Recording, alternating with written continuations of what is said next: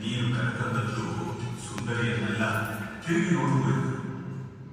ರಾವಣ ಕರೆದಿತ್ತು, ಅವನಿಗೆ ಕಾಣಿಸಿದ್ದು ಸುಂದರಿಯಾದ ಪಾರ್ವತಿಯಾಗಿ ಅಲ್ಲ, ಮಹಾಕಾಳಿಯ ಘೋರ ರೂಪಿನಲ್ಲಿ.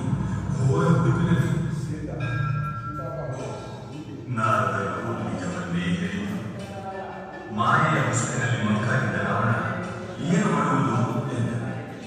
ನಾರದರು ಹೇಳಿದರು, ಪಾರ್ವತಿ ಇರುವುದು ಆಹಾರ ಲೋಕದಲ್ಲಿ, ಮಯಾಸುರನ ಅರಮನೆಯಲ್ಲಿ ಎಂದು.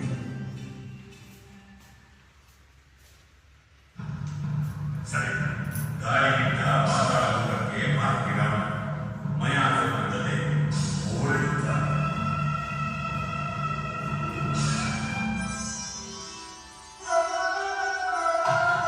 ಅವನನ್ನು ಸೋಲಿಸಿ ಜಯಶಾಲಿಯಾದ ರಾವಣ ಅವನ ಸುಂದರಿಯನ್ನ ಪಾರ್ವತಿಯನ್ನೇ ಭಾವಿಸಿ ಕೈ ಬಿಟ್ಟು ವಿವಾಹ.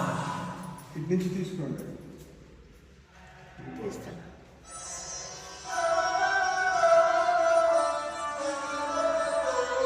ಲಂಕೆಗೆ ಬಂದ ತಾಯಿಗೆ ಪೌರುಷದಿಂದ ಹೆಮ್ಮೆಯಿಂದ ತನ್ನ ಘನಕಾರ್ಯ ತಿಳಿಸಿದ.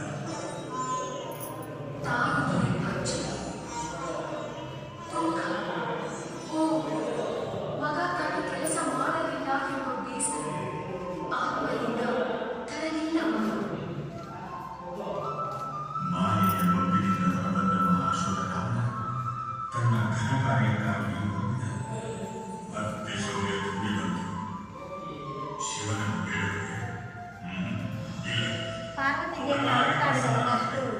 ఫస్ట్ తపస్సు చేసి పార్వతీదేవిని అడుగుతాడు, తర్వాత మళ్ళీ కళ్యాణం జరుగుతుంది అడుగుతారికి పార్వతి పరమేశ్వరికి. ఇదే పార్వతి పరమేశ్వర కళ్యాణం.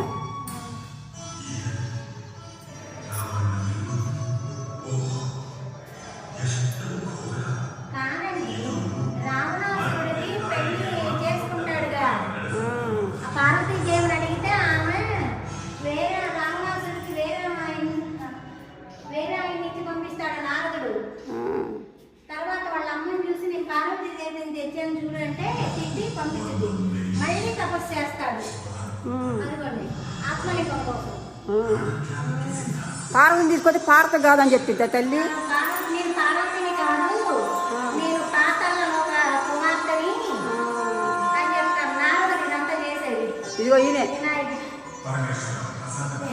చెప్తాడు వినాయకుడికి, నువ్వు బాలుగా వెళ్ళు, ఇదిగో బాలులు వస్తారు. బాల